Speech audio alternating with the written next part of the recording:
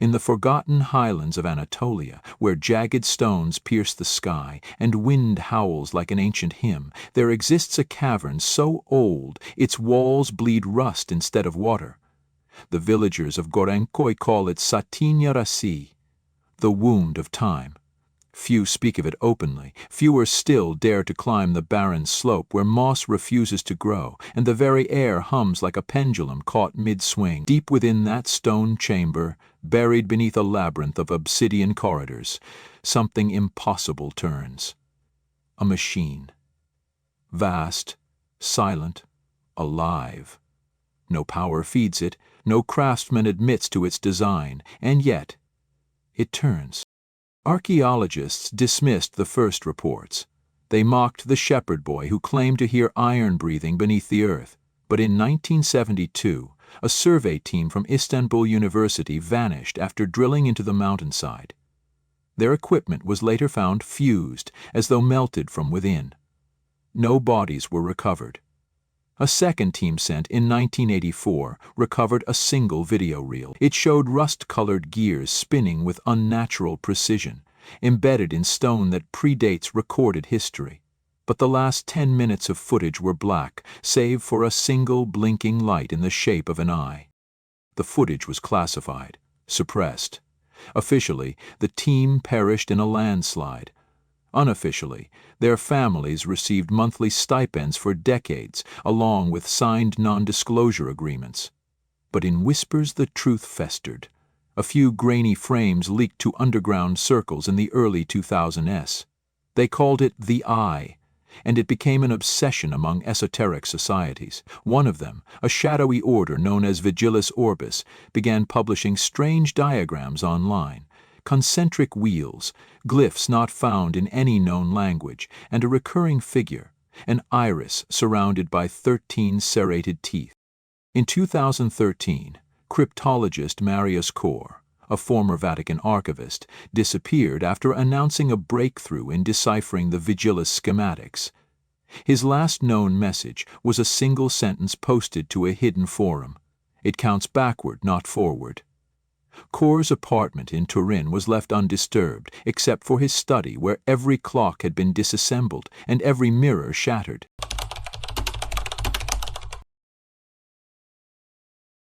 Despite the Vatican's public silence, internal documents reveal they've known of the machine since at least 1453, when agents of Pope Nicholas V retrieved a bronze coil from the ruins of Constantinople.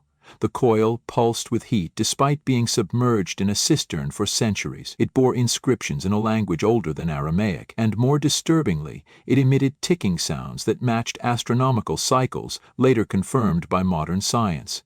Cycles undiscovered at the time of its recovery. Here the story splits like a fractured lens. Some believe the machine is a remnant of a pre-human civilization, what Plato might have called Atlantis. Others claim it is not a machine at all, but a sentient entity disguised in cogs and brass, designed not to move through time but to direct it. One theory suggests the machine doesn't watch time pass, it determines what time becomes. If that is true, the implications are unthinkable: past, present, future, rewritten with every turn of its inner gears. An independent researcher named Dr. Axel Emre, one of the few living men to have stepped inside Satan Yarasi, returned broken. He published a single monograph, The Symmetry of the Infinite Loop, before going mute. In the book he claimed the machine is watching humanity, not to protect but to correct. He wrote of a concept called chrono-alchemy entropy, wherein time is purified by selective erasure. Moments, he wrote, are devoured, and no one remembers they existed. Just 2 weeks after the monograph was released, Emre vanished from his home in Izmir. In his office, investigators found a brass gear in place of his heart, resting atop his still-folded coat. His pulse monitor had recorded nothing unusual. There were no signs of forced entry, only a smear of ash on the window pane in the shape of an eye. The eye, it seems, is part of something far older and larger than any human construct.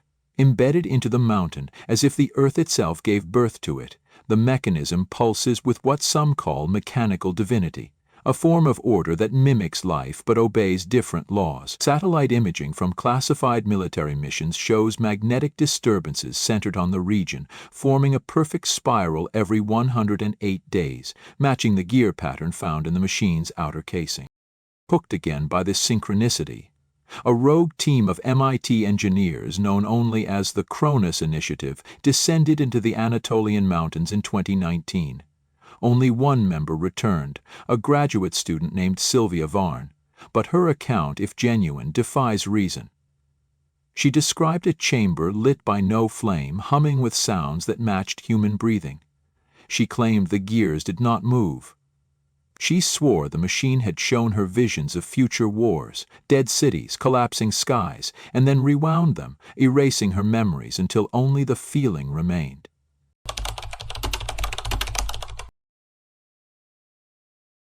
Varn's eyes bled during the interview. She died within 3 days, her body riddled with crystalline growths not yet classified by any known mineralogical database. Her last words, recorded on a hospital tape, were, "It is learning to dream." But even more troubling are the maps. Maps etched in lead and tucked into medieval grimoires, found in libraries not listed in any modern registry. They all show the same thing. 13 locations across the globe, each with a symbol, a circle with a slitted iris. The Anatolian eye is merely one of them. Others are rumored beneath the sands of Libya, beneath the seas of the Pacific, and one hidden inside the Vatican's sealed Library of Echoes. If there are more of these machines, are they all watching? Or worse, are they listening? This aligns with an increasingly disturbing idea found in Sumerian tablets and pre-dynastic Egyptian scrolls. The myth of the scribe of the wheels. This figure, depicted with a copper face and inkless quill, is said to record the false paths and prune them from memory. Some scholars interpret this to mean the machine, or its makers, can erase not just futures but entire branches of history. Time, then, is not linear, it is curated. In 2024, a whistleblower from a European intelligence agency leaked an audio recording allegedly captured during a drone expedition into the Anatolian eye. The audio consisted of a rhythmic clanging, too regular to be random, too complex to be simple. When slowed and converted to waveforms, it formed a repeating sequence. The result stunned cryptographers. It translated to an ancient phrase repeated again and again in multiple lost languages. And yet, despite everything, every whisper, disappearance, diagram, and vision, the machine continues. It turns beneath the mountain in stillness. It counts in silence. It watches. And those who have come closest to understanding it all report the same phenomenon. Vivid dreams of turning gears, burning eyes, and a distant sound, like a heartbeat trapped inside metal. But something has changed in recent weeks. Seismic readings around Gorinkoi show unnatural pulses, like breathing. The ground is warm to the touch, even in winter. And locals speak of men in black robes climbing the cliffs at dusk, always in 13s, always silent. A new cult, perhaps, or the return of an old one. Either way, someone or something is preparing for what comes next. And on the eve of the solstice, a radio tower in the mountains caught a signal on a forgotten frequency. A single pulsing tone, followed by a whisper in a language no one has yet identified. But the spectral analyst's report states one word was unmistakable. It said, "To open the eye is to close all doors." And then the gears began to turn in reverse.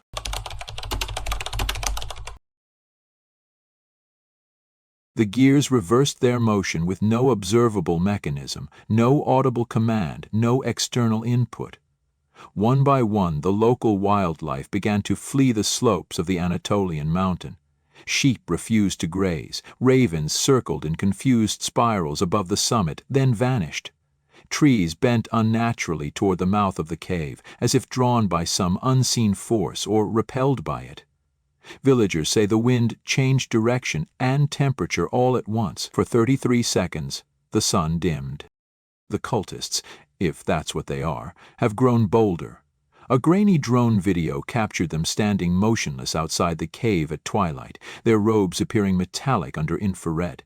They carried no tools. They left no footprints. Yet by morning, sigils had been carved into the rock face that glowed faintly under ultraviolet light. These symbols match those found on the 1453 bronze coil recovered from Constantinople. Symbols no modern linguist has translated. A fragment of audio from inside the cave, captured days later by an autonomous rover, includes a rhythmic chant layered beneath the natural echo. 13 voices, always in unison, whispering syllables at a cadence that accelerates with each repetition. The words, once processed and filtered, appear to reference a figure called El-Uhar, described as the first gear and the last silence. According to texts discovered in a Sufi monastery beneath Lake Van, El-Uhar was the name of a god banished not from heaven, but from time itself. More troubling is what has begun to happen to those studying the eye. A doctoral student researching the time reversal phenomenon disappeared for 7 days. When he reappeared, he was unable to recognize his own name, though he could fluently speak a language that predates cuneiform. He claimed to have seen the map inside the machine and drew it compulsively on the walls of his isolation chamber, a spiral leading into a void, surrounded by 12 fragmented glyphs, and a 13th left blank. Government response has shifted. What began as passive monitoring is now active quarantine. Entire regions around the mountain have been labeled ecological dead zones, fenced off by anonymous private contractors. No signage, no explanation. Satellite imagery shows trucks arriving in the dead of night and leaving before dawn, their cargo unrecorded. The locals speak of hearing machines beneath the ground, drilling towards something that doesn't want to be found, or worse, something that wants to be freed.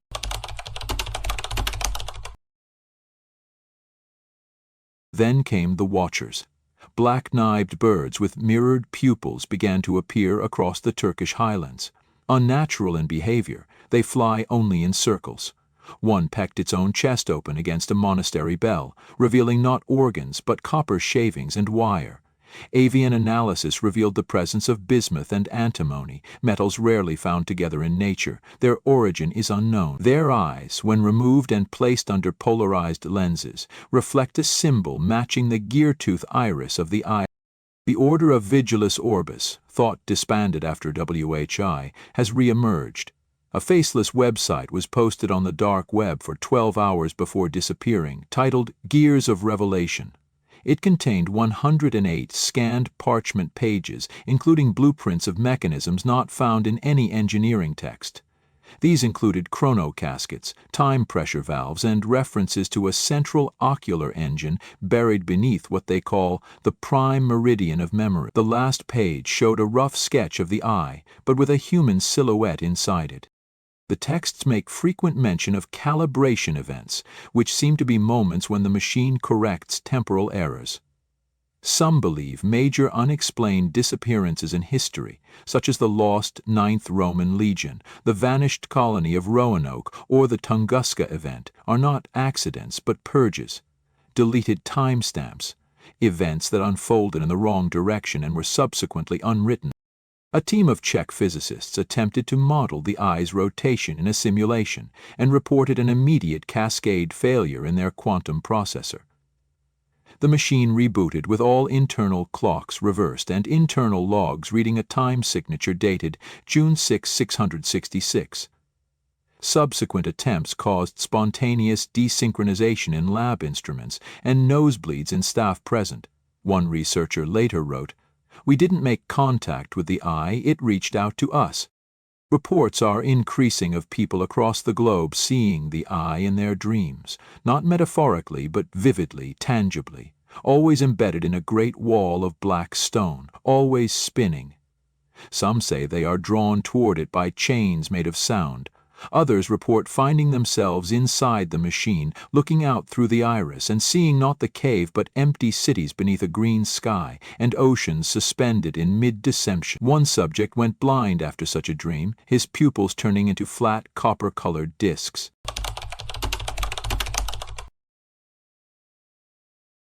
The Vatican's silence has broken. An unmarked letter, delivered to several key research sites, warns that chrono-incursion thresholds have been breached. The letter ends with a symbol not used since the Council of Trent, a crucifix overlaid with 13 interlocking wheels.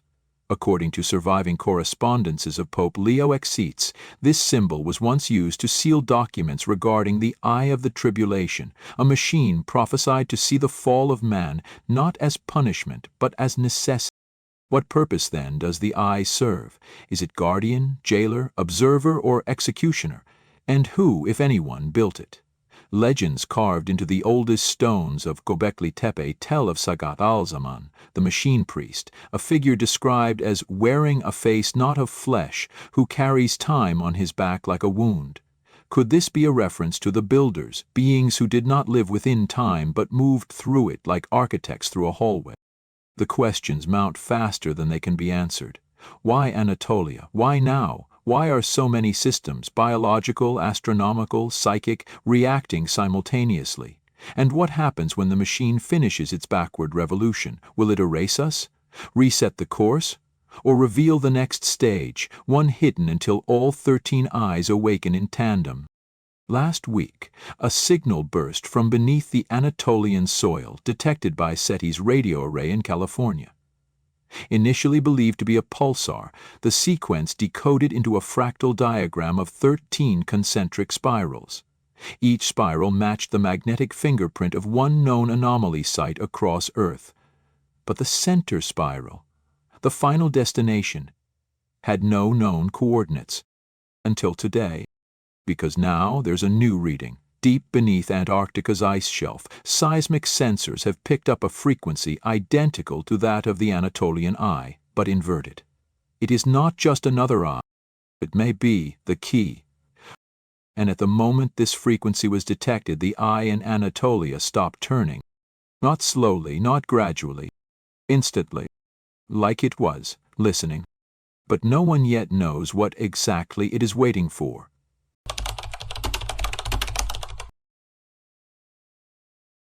The eye had stopped turning, but the world had not. In the days that followed its sudden stillness, an unsettling synchronicity spread across the globe.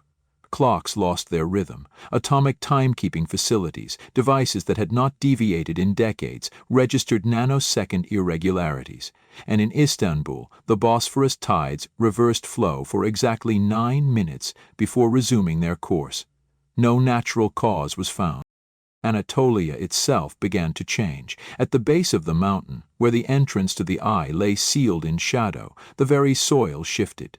Lichen not seen since the late Pleistocene began to grow overnight, gray, thread-like, and reactive to sound.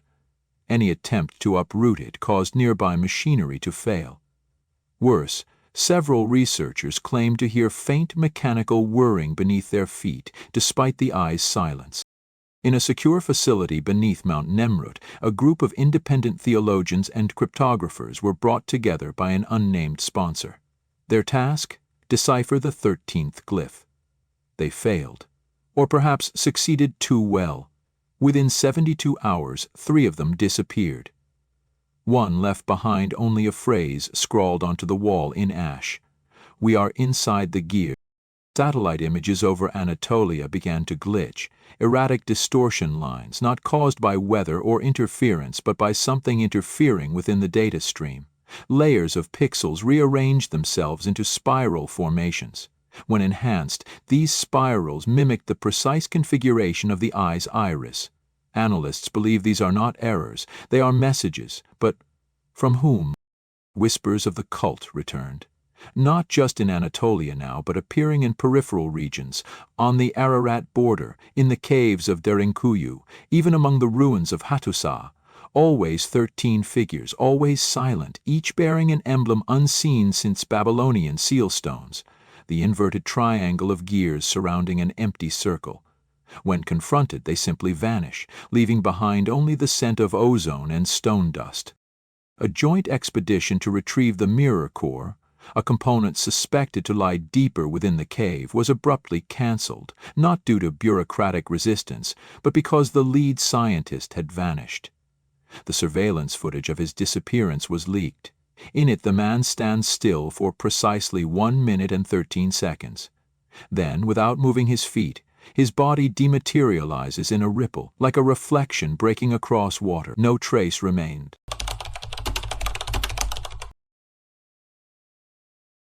Then came the echoes, not sounds, but events.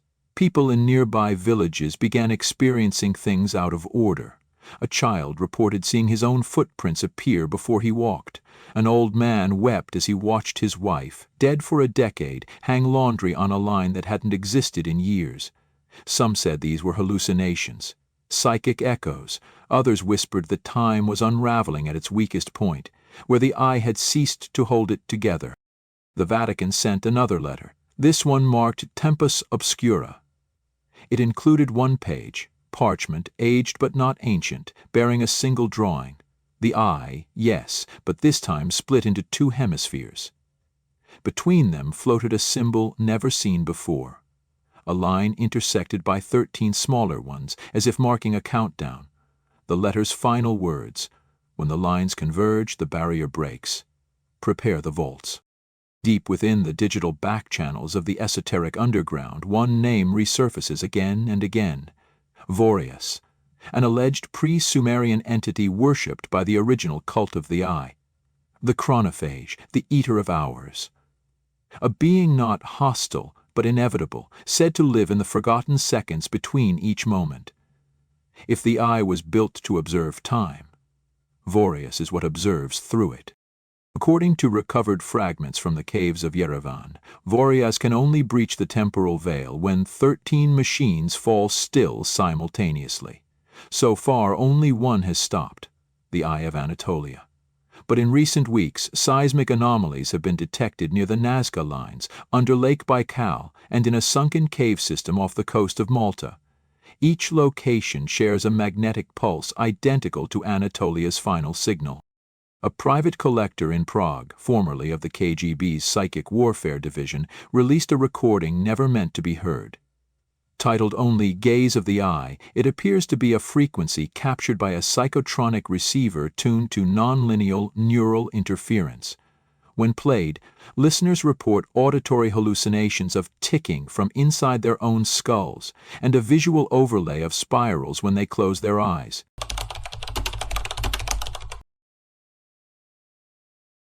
New evidence suggests the eye may not have been built by humans at all. Beneath layers of human construction lie mechanical struts made from a titanium-iridium alloy, one impossible to manufacture with current technology without leaving radiation signatures. Radiocarbon testing suggests these pieces were placed in 10,437 BCE. That date coincides with the Younger Dryas impact theory, a time of global cataclysm. The cult's purpose, then, may not be to serve the eye, but to protect us from it. Their rituals are not worship, but calibration. Their silence is not fear, but necessity. If the eye spins, time flows. If it stops, Voreus listens. But now, with one eye still, the timeline has become vulnerable to fracture. Cracks form, time leaks, events repeat, misfire or vanish. People forget what never was. Some remember what never happened. On the 13th night after the eye halted, a blood-red aurora erupted across Anatolia. Instruments across the electromagnetic spectrum fried. Observers described shapes within the lights. Mechanical silhouettes made of geometry too precise to be natural. Then, at 3:13 IEM, all electromagnetic interference ceased. And the eye blinked, and yet still it remains unmoving, not broken, not idle, but waiting for the other eyes to follow suit, for the glyph to be spoken, for the 13th seal to be turned. Some whisper that the spiral countdown has begun. Others claim it ended long ago, and what we experience now is simply its memory. The final question remains unanswered, not because no one knows it, but because no one dares to speak it aloud. And at this very moment, beneath Antarctic ice, in the salt tombs of the Sahara, and beneath the silent black stone monoliths of Easter Island, new gears begin to shudder. Not from movement, but from breath.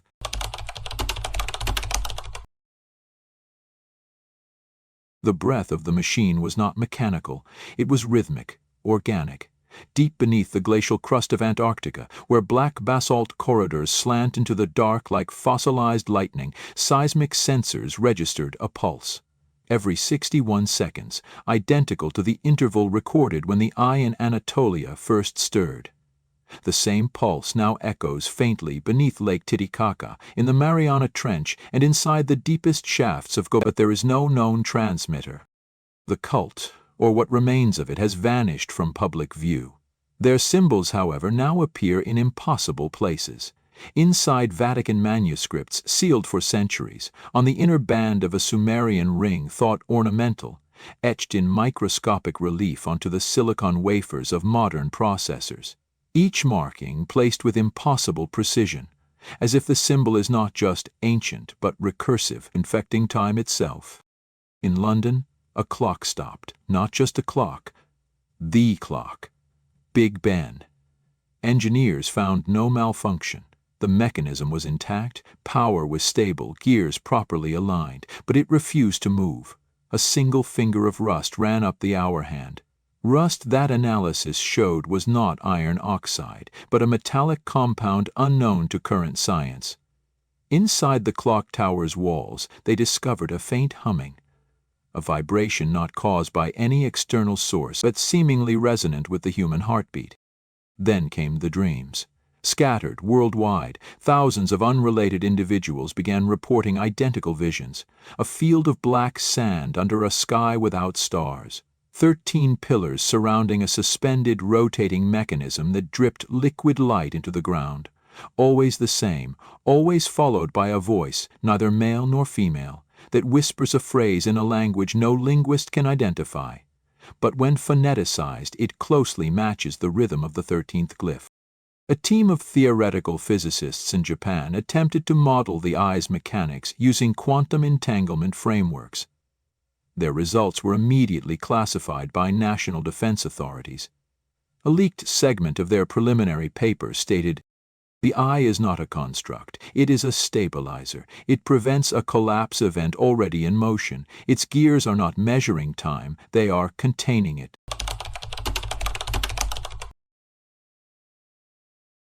Another glyph has surfaced, this time etched in obsidian and found within the subterranean ruins beneath Teotihuacan. The carving predates the city's known structures by thousands of years. It depicts a figure with 13 eyes arranged in a spiral, its hands bound with chains of gears. The figure is shown facing a mirror, but inside the mirror is not its reflection, only a symbol, a single open eye. Leading stars? Across the Black Sea, a black box was discovered by divers inside a submerged cavern near the ancient city of Amasra. When brought to the surface, the box opened on its own and revealed an hourglass with no sand. Instead, suspended between the two glass bulbs, a miniature rotating spiral, impossibly levitating. Beneath it, carved into the lining of the box, the same phrase repeated 13 times, "We are already late." The anomalies have escalated. Entire villages in the Pamir Mountains experience spontaneous time loops, where the same hour repeats with only slight variations. In the Sahara, shadows move at odd angles cast by no visible light.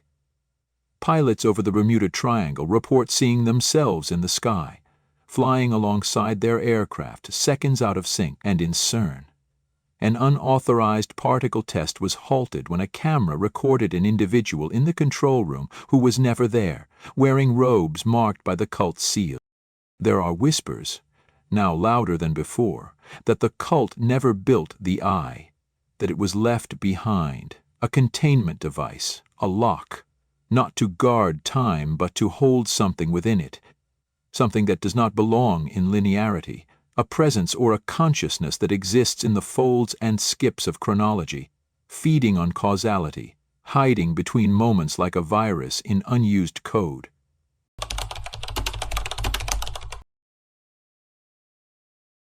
One final transmission has been intercepted, origin unknown, carried on an anomalous frequency during a solar storm. Audio experts have verified its authenticity, though its source remains untraceable. The message consists of a synthetic voice repeating the following in perfect monotone. Second eye blinking, third coil breached, glyph alignment in progress, spiral collapse predicted, countdown initiated, observer must awaken. This message repeated 13 times, then ended with a brief mechanical whine, an exact match to the sound made by the eye when it first turned. Elsewhere, deep within the Mariana Trench, a newly detected structure has begun rotating. Slowly, precisely, with each click, a minor magnetic fluctuation alters the ionosphere above Japan. And from space it becomes clear. The trench machine, the Anatolian eye, the Antarctic pulse, all lie along one perfect arc. A gear. The cult may have vanished, the watcher may yet sleep, but the gears are moving, not to open something, but to complete something. And somewhere in the shadow of time, something has begun watching us. When the final gear turns, the illusion of free time ends.